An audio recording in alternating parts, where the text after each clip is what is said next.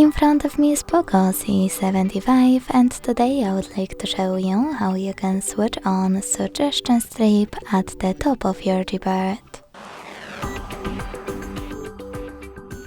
First of all, go into settings and scroll all the way down to click on additional settings.